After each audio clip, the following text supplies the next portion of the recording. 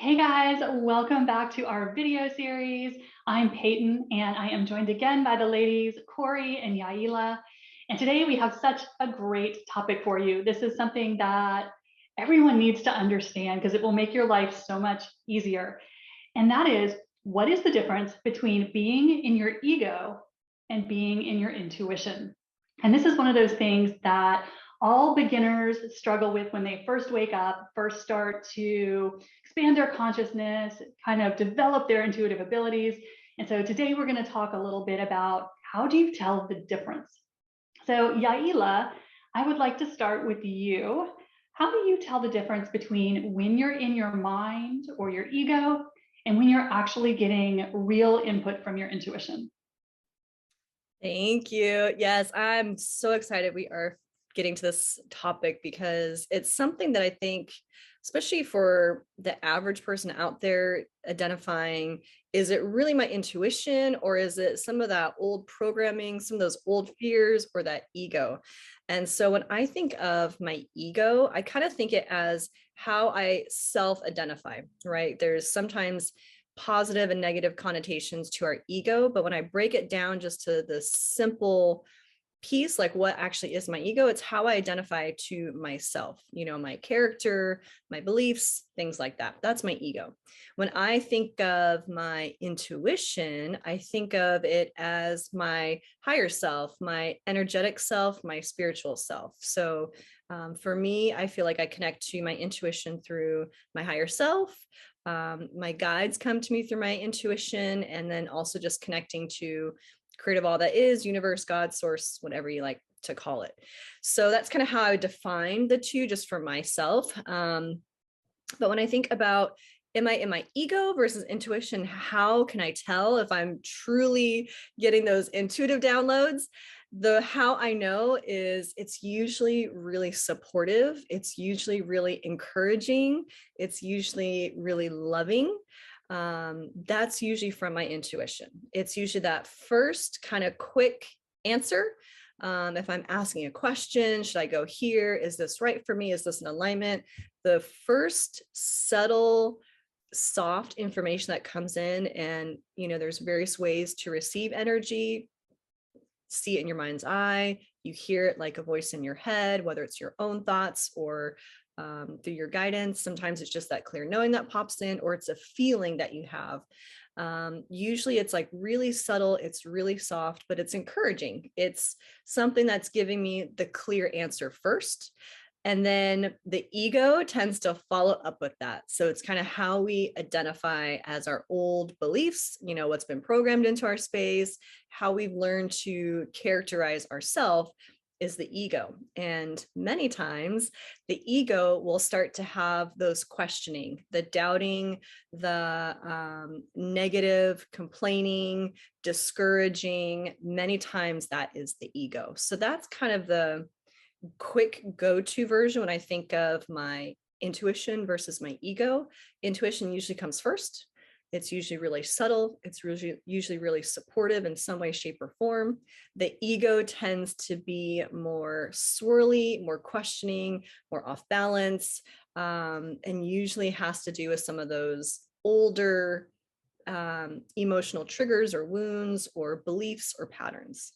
So that's probably the quickest way I would identify with intuition versus ego.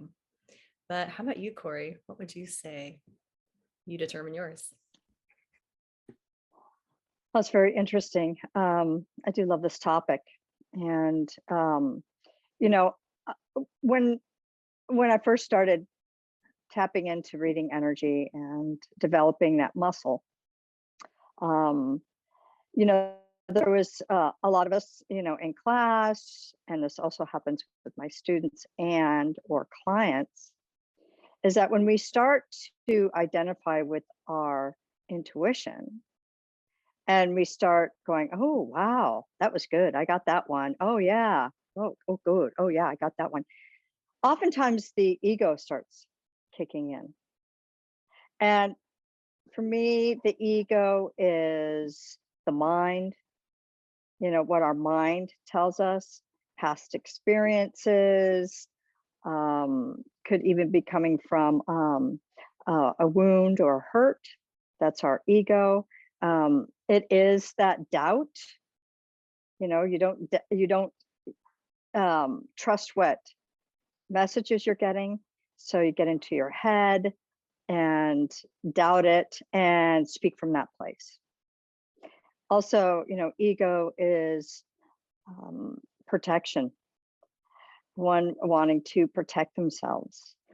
So saying possibly what somebody else might want to hear, or what one thinks somebody else wants to hear.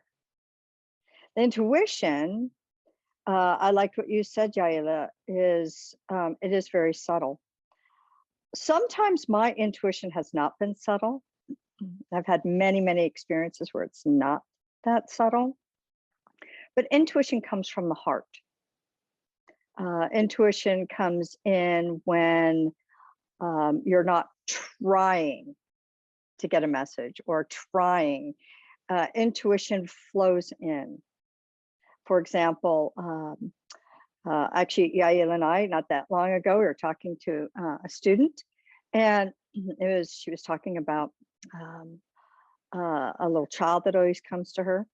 And my intuition, as I was just listening, my intuition, that wasn't so subtle, was saying, was giving me a name. And I was like, oh, okay. And then my ego went, well, yeah, I'm not going to say anything. And it's just like random, whatever.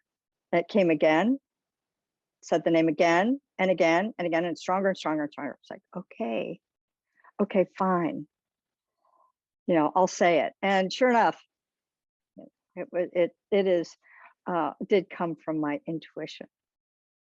So our ego eases, I always say ego is easing God out, easing, spirit out. Intuition, I saw this quote, and I hope I can say this right. I might be paraphrasing it. I saw this quote the other day, and it said, and it's the universe, supreme being, creator, God, whatever it is, that you relate to, in the power greater than yourself. But it said, prayer is when you're talking to God. The answers from God is your intuition. And I loved that. I just loved that. So for me, and the ways that I've witnessed my students and my clients when it comes to intuition versus ego, is when intuition is that allowing of just the message to flow in, however you get it. It could be a voice, could be, a color, you could see it, maybe you get a feeling, clear knowing. It's when it flows in, when you're not really thinking about it or trying to sort it out. Ego tries to sort it out. Ego is often equated with doubt. Ego is trying and pushing and forcing, which doesn't allow that intuition to come in. But oftentimes when we are really tuning in and tapping in to our intuition, our ego can get in the way, because we start to feel so good about ourselves when we start to connect with that intuition. We start to gain a bit of self-esteem, and the ego can step in and say, I know better. Oh, I know what this answer is. And hence stops the flow of the intuition coming in. And I think it's a big lesson for a lot of people who are first starting the journey of being able to read energy, interpret energy. So that's what I've got on ego and intuition. How about you, Peyton? I love this topic. I think we could talk about this all day. This was really one of my biggest struggles when I first started to develop my abilities. Because coming from such a left brain logical career, learning to surrender and hear my intuition was really a challenge. And so I remember asking my early teachers and telling them, I can't hear it. I can't hear my guides. I can't hear my intuition. And it was such a source of struggle because even when I sat in meditation, I felt like I couldn't hear. And so learning how to figure out how to let my intuition in and get out of the mind was a huge learning process for me and a huge struggle. So I have such sympathy for everyone who struggles with this. And so what I learned after, having to really give this my full attention for the first couple of years that I was, learning to open up, is I had to figure out how these two different information sources sounded in my body. And so what I learned after a long time of just kind of playing around with, am I in my mind? Am I in my intuition? Do I believe this? Was I had to figure out what the differences were in how the information felt. And so for me, I had to learn to be very much in my body. Because what I finally kind of figured out is that the two sources of information, at least for me, sound very differently. So now I know that when information comes through, especially if I'm receiving it in my head, that is a good hint for me that I am in my mind, I'm in my ego. And I also noticed, like you guys were saying, that when I'm in that ego, and now I kind of laugh at it and call it my lawyer brain, because I recognize how annoying it sounds. So the way that I tell I'm in my ego is the information tends to be kind of loud and bossy. And so that is one of the signs that I am in my ego. Is it's not kind of soft, loving, and gentle, as like Yaila mentioned, but it is kind of telling me what to do and what I think about things and what I think about other people. So the ego source of information for me can sound very judgy. So I know if it sounds critical, if the information sounds like it's complaining or judgy, that's a good sign to me that I'm in the ego. Another thing that I noticed about my ego, the way it talks to me, is it's very repetitive. It doesn't like to be ignored. So if I don't do what it's telling me to do immediately, it starts that mental circle, kind of like being on a hamster wheel. And so I know if I'm getting the same message over and over, and it kind of sounds like a nagging parent, I'm probably in my ego.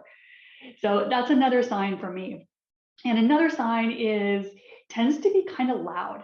So it's not subtle, it's kind of squawking at me, is another sign for me that I'm kind of in the ego mind.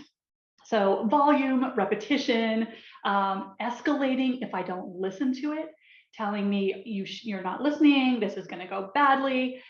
Any sort of shaming, mental shaming is probably coming from your ego. So those were some of the things that I kind of have learned to associate with being in the mind or being in the ego. And what I've learned about being in the intuition is it's kind of the polar opposite for me. So for me, the intuition, I almost never feel it in my head. It will be a bodily sensation. It'll be that feeling that I should do something, a little nudge or a little pull, that gentle reminder that I might want to check to see if the curling iron is still plugged in before I go on vacation. That is probably my intuition because it won't repeat. So with my intuition, either I'm paying attention or I miss it. And so I've had little flashes come and go, and they do not repeat. And so I know if I hear it once and it doesn't start to berate me and beat me up, it was probably an intuitive impulse. So I've learned to listen to those. One other thing that I will notice about my intuition is it's super quiet.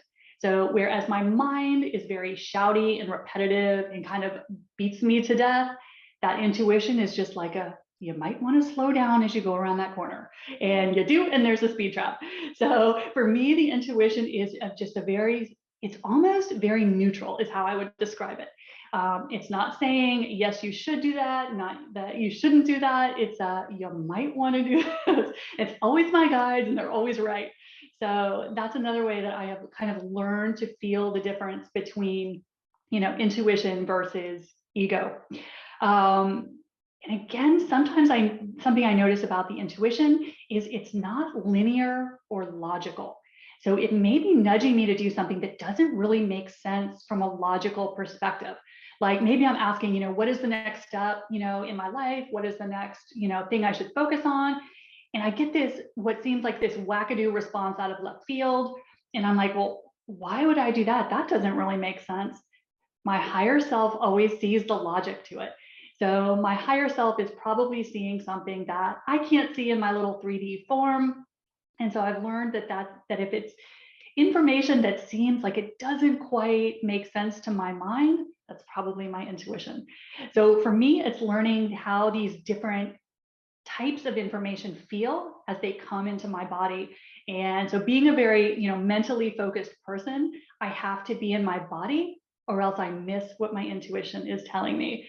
Because I remember my first psychic medium teacher, I was telling her, I can't hear my guides. She kept telling me, she's like, they're talking to you all the time, Peyton, you can't miss this. I'm like, I'm listening. I swear, I can't hear them. I'm even being quiet.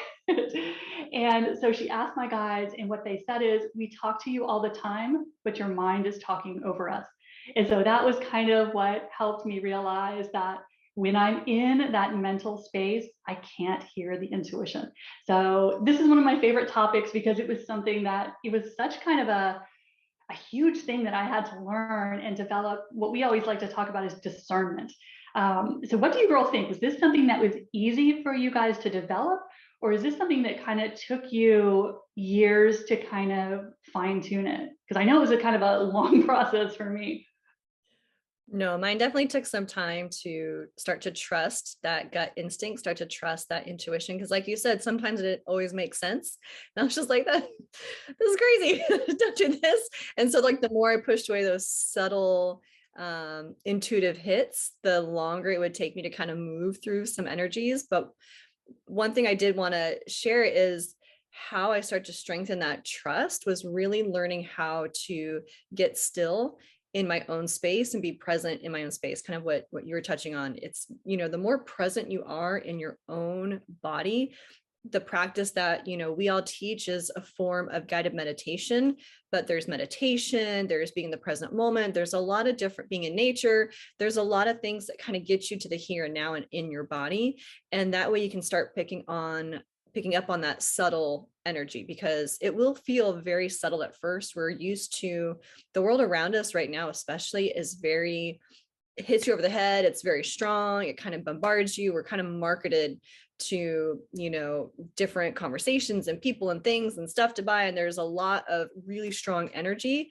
So we expect our intuition to be that way, and it's not. So my practice of getting stronger in trusting my intuition, trusting that guidance, was one, getting really clear in my own energetic space, being fully present, and then clearing away my impressions on how it was supposed to come in. I think that was a big one too, because I thought it was going to come in a certain way, and it was coming in way more subtle than I thought it was actually going to. So that's what I would add to, how to strengthen it too. I love that. That's one thing that one of my first teachers told me. She's like, Peyton, you're expecting it to sound like the burning bush or the voice of God in your head. She's like, it's not gonna. And I'm like, oh, and I totally was. I was expecting it to be as loud as, like you said, Yaila, everything's shouting at us in the world. And intuition, I learned, is so quiet. So if it's soft and quiet, I probably want to tune into that. Sorry, Corey, I jumped in over you. No, I'm glad that you did. I love it. I love it. And I think it's interesting for me is that, I always had that intuition, and it would come in and I would hear it, and what I used to say, I used to poo-poo it. So it would come in and I go, oh yeah, it was like my will versus my intuition's will, my will versus my higher self's will, my will versus God's will or the universe's will. And I would hear it. And I, was so strong-willed that I would just go, well, yeah, I know, but no, I'm going to do this anyways. And it would bite me in the butt every time. It would bite me in the butt every time. And so the challenge for me was to, yes, I could hear it. It took a bit of tweaking, so to speak, or strengthening that muscle to really know, okay, that's what it is. Though my intuition does have several voices, so to speak. It's always loving, though. It's always loving. But what it was for me was to actually take my ego, my self-will, and put it aside and say, I'm just going to do what my intuition tells me. Because when I do, everything it works out just fine. So, but the practice of doing it on a regular basis and not poo-pooing it was my challenge, because it generally wasn't something that my will wanted to do.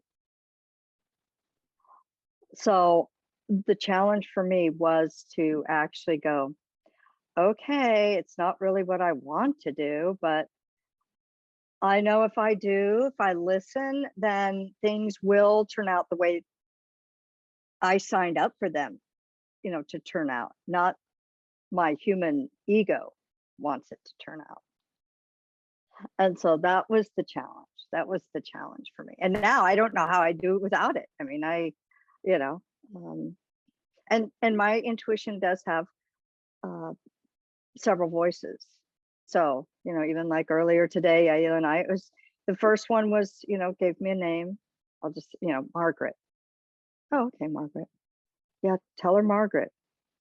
Yeah, okay, it's Margaret. No, it's, just whatever. Margaret. All right, okay. So it's not that it's mean, but when I don't listen to it, and when I really first started this journey of consciously walking it, that's my guides would tell me, I would poo-poo it, and would get louder, and it would get a little louder, and a little louder, and then it would come in consistently until I would say, okay, fine, I'll do it. Fine, okay, I'll do it. Just leave me alone, But it was never mean. It was just persistent, that persistence. And then there are times for me where my intuition is like you, Peyton. It'll come in as a whisper and it won't come in again. And then I go, dang, I should have listened to that. So yeah, that was really my challenge, is that I every time my intuition would come in and I'd poo-poo it, and then it would happen the way that my intuition said it was going to happen. The next words out of my mouth were always like, I knew it. So following it was my challenge, was to actually follow it, because 9 times out of 10, it wasn't what my ego plan was. So it's somewhat opposite and yet still the same. But I know those, it's probably about 2-3 voices. I must have 2 or 3 guides that, depending upon what the situation is. But I know those voices now. So Yeah, that was a key for me. I always say, just coming back, like once you know it, you can't unknow it. So there's only so many times you don't listen to your intuition and you say, I should have listened to that gut instinct. I should have listened to my intuition, because it, like Corey was saying, it bites you in the ass. There's only so many times you want to bite yourself in the ass about not listening to yourself. If you're paying attention, you'll realize how much you do it. I didn't realize how much I was doing that until it really started.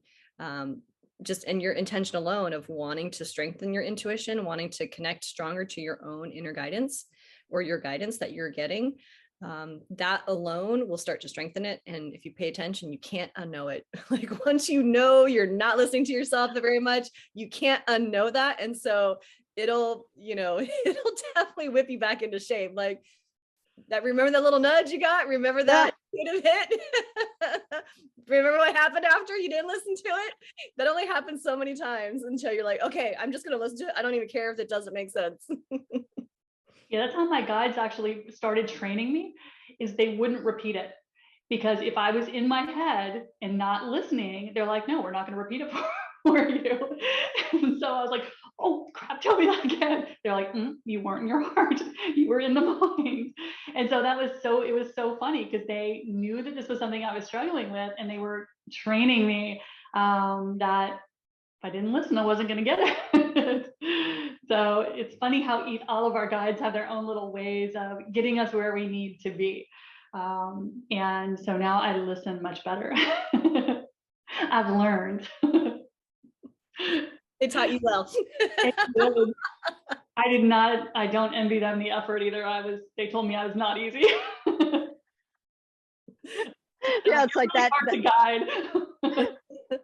It's like that meme of the guardian angel, right? This is what my guardian angel is looking like. Yeah. Got a sharp one. One of these days she'll listen. He's quick. Well, no, that's true for me. Yeah, absolutely.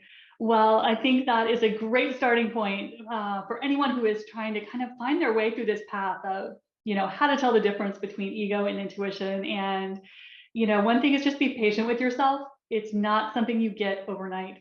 And as we always say, it's a matter of discernment, which means practice, means trial and error. So if you keep at it and you have the intention to do it, you will start to get better and better at it. So thank you guys so much for checking out our videos. We are so grateful to have you.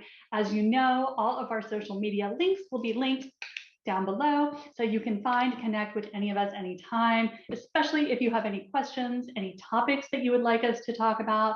We do this for you. So we will see you next time, and have a great day, everyone. Bye-bye.